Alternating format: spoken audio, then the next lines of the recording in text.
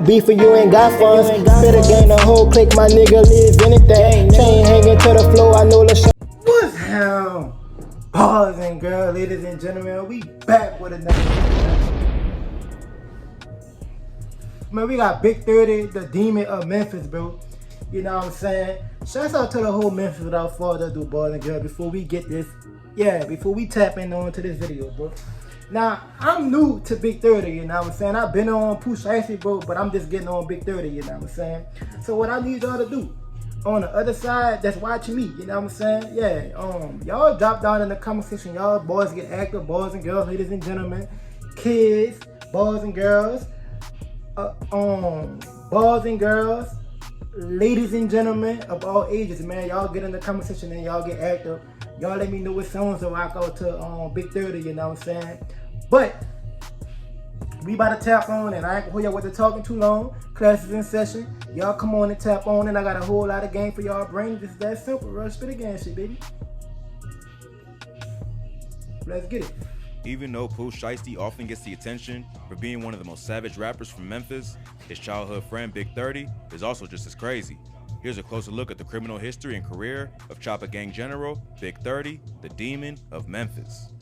Memphis is a wild city that has produced some of the most legendary names in hip-hop, from veterans like 3 6 Mafia and 8 Ball and MG, to Yo Gotti and Young Dolph, to the newer generation of rappers like Key Glock, Moneybagg Yo, Pooh Shiesty, and BIG30. Memphis has produced some major talent. But part of what inspires the music is the real struggle that those growing up in low-income neighborhoods of the city have gone through. Both Pooh Shiesty and BIG30 grew up together on the south side of Memphis, and together they've taken the industry by storm with their unique flow and raw lyricism. But before breaking into the music industry, Shiesty and BIG30 were running the streets of Memphis by leading the Choppa gang, a local crew they created. From an early age, BIG30 was a menace. He was kicked out of school for disruptive behavior several times before even making it to high school. He eventually went to an alternative school, but that didn't help much, and he would continue to get into trouble. At some point, he linked up with his childhood friend Pooh Shiesty, who was heading down the same path that he was, and they both started going crazy in the streets together. They would assemble a crew with their friends, Lil Hank and Choppa Wop, and call themselves Choppa Gang. Together, they would terrorize the streets of Memphis and become one of the most respected neighborhood gangs in the area. BIG30 would rise in the ranks to become one of the most feared shooters in South Memphis, and his name is even a reference to his favorite gun. Choppa Gang quickly grew in numbers as they continued to gain respect in the streets, and not before long, they were becoming a major movement. So, with their city behind them, Shiesty and BIG30 decided to hop in the booth and start making moves in the music industry instead of just the streets. They were inspired by rappers like Kodak and Chief Keef to find a way out of the hood through music and started writing their own tracks. I ain't gonna lie, I'm gonna say this, bro. Salsa Chief Keef, he really he changed the whole narrative of music, bro. You know what I'm saying? He made it cool to rap about shooting niggas in with Dracos and busting your ass, basically, you know what I'm saying? He made it cool to rap about killing and shit like that, you know what I'm saying? From my understanding, you know what I'm saying, it was about Wayne, Drake, and niggas like that. They wasn't talking about, shoot 'em up, bang, bang type shit, you feel me? Wayne was talking about eating pussy and shit. They was dropping some game, but this a whole new generation of rap, you know what I'm saying? Like, Key made a way for all the new up-and-coming rappers, bro. I'm talking about Young Boy, Jada Young, and all them niggas, you know what I'm saying? Key made a way, you know what I'm saying? He changed the whole narrative of rap, bro. Like real talk, bro. Understand that shit, bro. So I think keep the GOAT when you want to talk about shit like that. The brother done stamped that shit, man. You feel me? That's tough. About the struggles of coming up out of Memphis. But early on, rap wasn't paying the bills, so they were still making money in the streets to finance their careers. Those street activities would eventually get BIG30 locked up. In January 2018, BIG30 would get arrested for reckless endangerment and possession of a weapon alongside a friend named Marcus Walker. Police reports show that they were accused of shooting into their own building and that bullets ended up going through at least 3 different apartments. The cops arrived and arrested BIG30 and Walker, even though a friend told neighbors that they were just playing around with the guns and weren't shooting at anyone on purpose. But a neighbor spoke to police and said the bullets only missed them by a few feet and could have killed someone. So police had to arrest BIG30 and his homie for reckless endangerment and gun charges. But he wouldn't be locked up for long and would get right back to rapping once he got out. He dropped his debut track, Breaking News, in 2018, alongside K Shiesty, Choppa T, and of course, Pooh Shiesty. Choppa Gang would then go on a spree and start dropping singles that started to build him a buzz in the city. He and Shiesty would drop tracks like Hell Night and Choppa Talk that went viral. They would also link up with other popular Memphis artists like Block Boy JB and Moneybagg Yo, which helped them get more attention on a mainstream level. BIG30 ended up linking with Moneybagg Yo through his cousin, who he knew from the hood. After they met, it was all love, and BIG30 ended up signing to Moneybagg through CMG, Yo Gotti's label. They gave him the professional connections and mentorship he needed to succeed in the rap game. But at the same time, his homie Pooh Shiesty would be building his own network in the industry, but they still continue to collaborate on tracks and satisfy their day one fans. After BIG30 signed to Moneybagg Yo, Shiesty would find his own mentor and sign a deal with the trap god himself, Gucci Mane. Shiesty secured a deal with Gucci's 1017 label in April 2020, putting Choppa Gang on the map and making him and 30 two of the hottest up-and-coming artists from Memphis. The reason their strategy worked so well is that they each found their own lane and didn't try to piggyback off the success of each other. They also used their fan bases and I fuck with that, bro, because BIG30, he could have been like on some shit that was, man, Pooh Shiesty got on, nigga, you supposed to put me on, you know what I'm saying? Like, brother one chased his own bag, and both of them boys came together, you hear me? Like, they been together, from my understanding, they been knowing each other since childhood type shit, but he went out and got his own bag. I can respect that shit. Connections in the industry to help each other. It seemed to work because the two rappers were on their way to taking over the game. But just as they were reaching the top, BIG30 would face more trouble with the law and was arrested on drug charges in Alabama in late 2020. Police said that around 4 a.m. on October 1st, police officers from the narcotics unit in Jefferson County, Alabama, pulled over a Ford Expedition rental car that was traveling west on I-22. The driver of the car was a man identified as L. Foster from Decatur, Georgia, and BIG30 was in the passenger seat. The two were driving from Atlanta to Memphis when they were pulled over. After searching the car, police found $17,000 cash, a loaded Glock 40 handgun, promethazine, codeine, and some weed bagged up for individual sale. Foster was only charged with misdemeanor possession of marijuana, but records show that BIG30 was an alleged gang member with pending charges in Tennessee. So, he was charged with felony possession of marijuana, drug paraphernalia, and unlawful possession of a firearm. He would be kept in jail for a few days, but would be back on the streets in less than a week. He dropped his first day out freestyle that quickly racked up millions of views and let the world know that BIG30 was back. But even though he'd made some friends in the industry, BIG30 was also starting to gain some enemies. In June 2020, the rapper would have a brief feud with his best friend's mentor, Gucci Mane. In a now-deleted Instagram post, BIG30 posted a photo of himself alongside Pooh Shiesty and Gucci at what appears to be a music video shoot being filmed beside a pool. The caption of the post said, 375, 1017, brr. Pooh Shiesty commented, Big 3 CEOs, on the post with a bunch of heart emojis. But Gucci didn't have the same energy and commented, Cap, stop posting me, dude, we met once.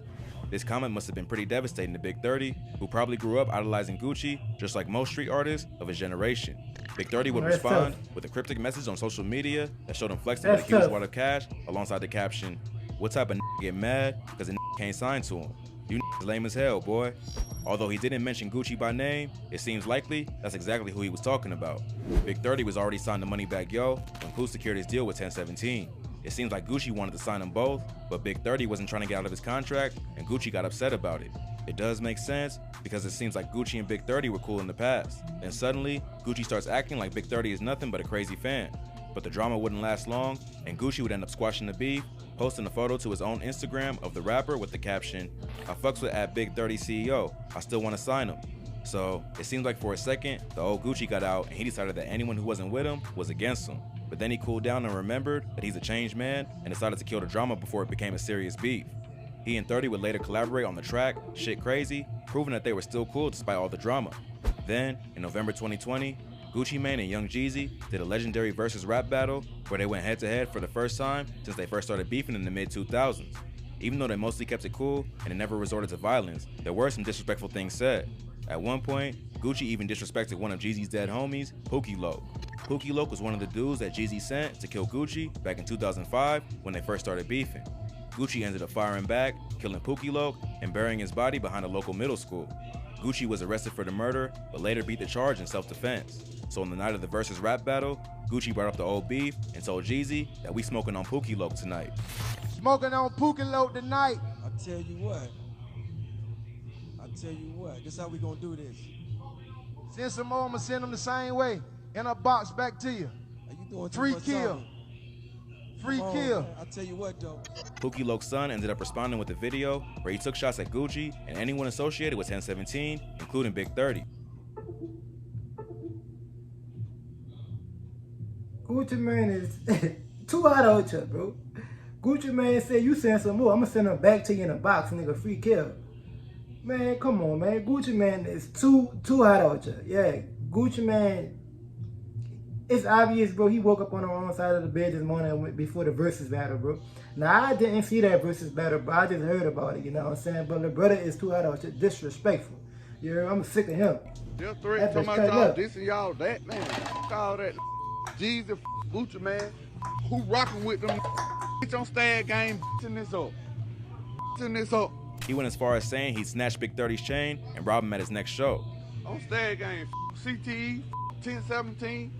Hey, matter of fact, catch me at Big 30 tonight. I'm snatching him out of stage, myself personally. Hey, you talking about? Snatch him out of stage, myself personally. It's not clear exactly why Pookie Loke's son went so hard on Big 30 because Pooh Shiesty is the one who actually signed the 1017. But for whatever reason, Big 30 responded with a post on his Instagram story showing the video with the caption, "I promise I'ma answer your prayers. You ain't gonna miss daddy no more." But Pookie Loke's son wasn't the only one who wanted to smoke with Big 30. And around that same time, he would start beefing with another Memphis rapper named Finesse 2X. Choppa Gang had been beefing with Finesse 2X for a while. Apparently, Finesse and Shiesty had once been cool, but he says that Shiesty would do things that made him untrustworthy, like take something from him, but then help him look for it. They had been sending subtle disses back and forth at each other ever since. This eventually led to Big 30 to disrespect Finesse 2X's dead homie Lil Marcus in a song. He released a snippet of the song to Instagram, which featured the bar, "I might go out like Tony, but won't go out like Lil Mark. Gotta walk around this like he got hurt playing football." 30 also posted something on his social media that made it seem like Finesse Gang Lil Marcus was hanging out with his ops, which was what led to the beef. Finesse 2X heard the snippet and wasn't feeling the disrespect. He had already had problems with Choppa Gang, but now it was serious. He posted a pic to his IG story, threatening the rapper and saying that when he catches him, he's gonna go for the kill shot.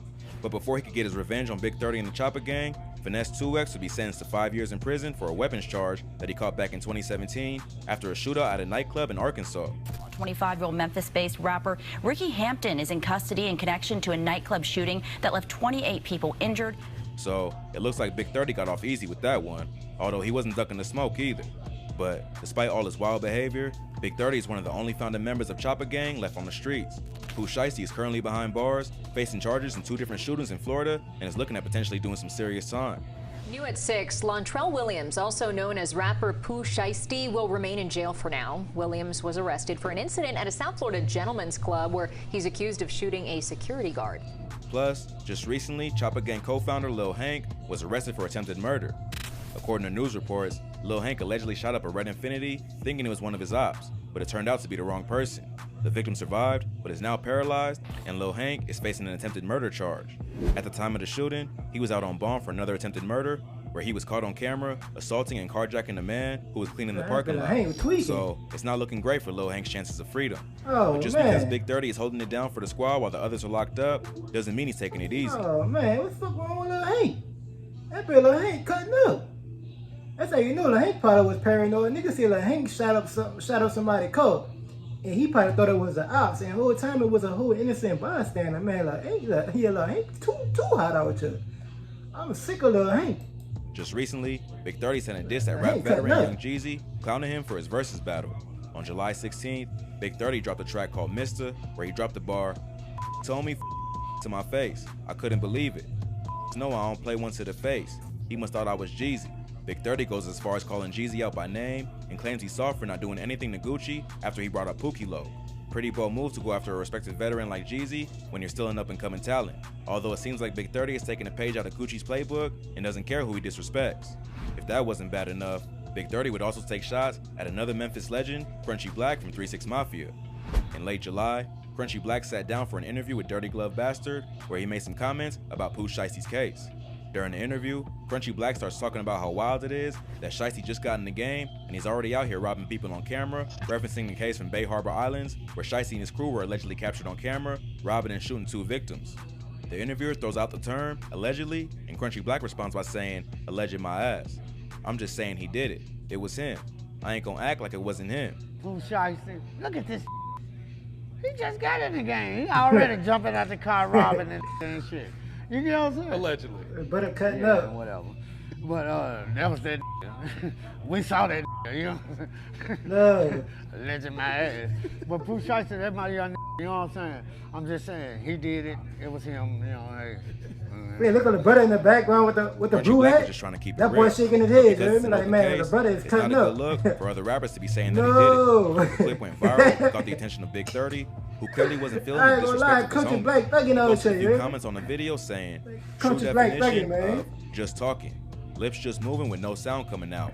Conversation ain't got no meaning. Irrelevant as and what the like, cuz, is you on dope? Even though Crunchy Black is a legend, Big 30 does have a reason to be mad. His bro is currently fighting for his freedom and doesn't need any negative media attention that could hurt his case. Even though they can't use Crunchy Black's comments as evidence, it's still more respectful to just keep your mouth shut on the topic. Plus, 30 just let it be known on the track Mr. that he's not gonna take the disrespect of his homies lightly, even from a rap veteran. So, it seems like Big 30 is gonna be a problem in the industry as long as he can stay focused and avoid the street life. That raw, unfiltered energy is part of what makes Memphis such a hot city for rappers, but it can also lead to problems if it's not properly controlled. Hopefully, Big 30 learns from watching what his homies are going through and decides to choose the music over the streets. If you thought this video was crazy, be sure to check out our channel for more. From Memphis rap lyrics that actually happened to hidden sneak disses and rap lyrics, we cover the most insane stories that you need to hear. Well, I ain't gonna lie, that Big 30 too hot out here, you hear me? He need to lay out them chicken wings and shit, you hear me? He got a big ass stomach and shit like that. But at the same time, man, Big 30 is too hot out here. What the brother name is? The dude that shot that fucking man in the car, bro. Legendary, you hear me? The brother is too hot out here, you know what I'm saying? But we most definitely gotta tap into Memphis music, you hear me? Tap into some more artists in Memphis, you know what I'm saying? Shouts out to the whole Memphis, man. Y'all drop down in the comment section and let me know what y'all think about it. Real spitty gang shit. Class is out of session. Peace. That's some double D, big titties on her shit. I know she really like that. Better gain a whole click, little nigga really cutting up. Say you want war, how you gon' beef if you ain't got funds? Better gain a whole click, my nigga live anything. Chain hanging to the floor.